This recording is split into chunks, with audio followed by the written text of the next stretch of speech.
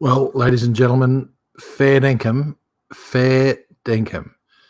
The Chinese Communist Party has got to be kidding itself.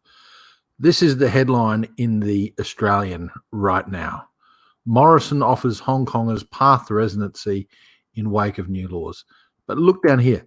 China's embassy in Australia has accused Scott Morrison of breaching international law over his offer of extended work rights to Hong Kongers fleeing China's security clampdown, saying Canberra's intervention would amount to lifting a rock only to hit its own feet, whatever that means. I mean, this is just completely and utterly outrageous.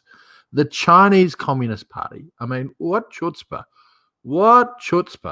for them to be saying Australia has broken international law. Read it.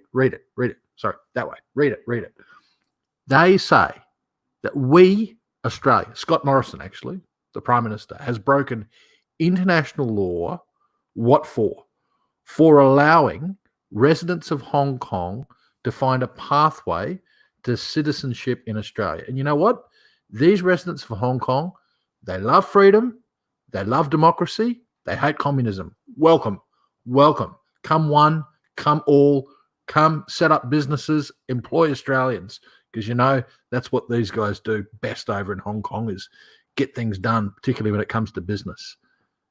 But the Chinese Communist Party, these people saying Australia has broken international law by allowing this pathway to freedom for Hong Kong residents. Let me tell you who's broken international law. The Chinese Communist Party has. That's who.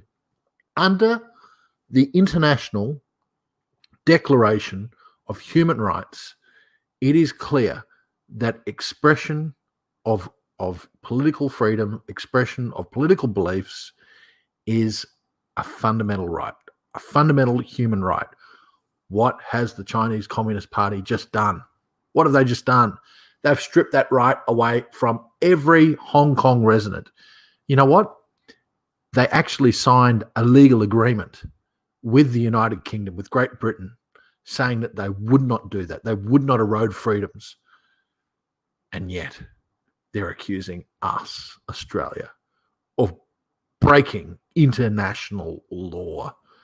These guys are kidding themselves, honestly. Not only have they broken the International Declaration of Human Rights by stripping away freedoms under this false pretense of national security laws. I mean, for holding up a flag, for goodness sake, you can find yourself in the slammer for the rest of your life. They also broke a legally binding agreement with Great Britain that actually said they would not remove these freedoms from Hong Kong residents. They would not remove them for 50 years. The 50 years isn't up, Xi Jinping. 50 years is not up. But freedom for Hong Kong residents is up. That's why Australia is helping them. I'm so proud of Scott Morrison today. I'm so proud of the Morrison Liberal National Government.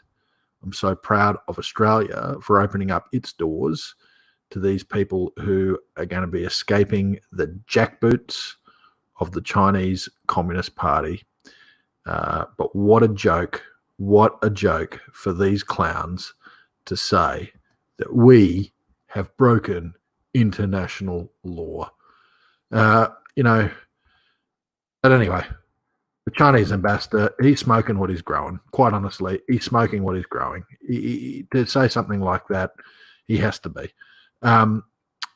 Australia's also torn up its extradition agreement with Hong Kong. Great news, because, actually last week I text messaged our Foreign Minister, Marise Payne, to say, look, we really need to have a look at this. She told me the lawyers were working around the clock, working out what it all means, what it means for Australia and our legal obligations with Hong Kong. We've just said no more extradition agreement. And you know why? Because there are Hong Kong residents here in Australia that would probably be the first ones called because they participate in pro-democracy activities here in Australia. But along with that, this Hong Kong law, this national security law for Hong Kong that the Chinese Communist Party has imposed, is extraterritorial. It's even more than extraterritorial. It actually affects citizens of other countries who would happen to ever set foot in China. And if you've done anything on social media or any other aspect of life which has criticized the Chinese Communist Party, you will fall afoul of these laws. And so that's why there is actually now a do not travel order in place to Hong Kong, to China.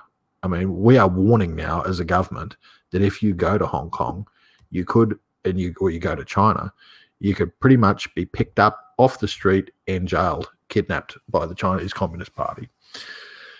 Very, very sad. But look, we've got to be very proud of what the government's done, and just say to the Chinese Communist Party and their fool of an ambassador who tries to claim that Australia is breaking international law. I mean, what a joke. China's broken international law. They've stripped freedom away from the free, peace-loving people of Hong Kong. Thanks very much. Over and out.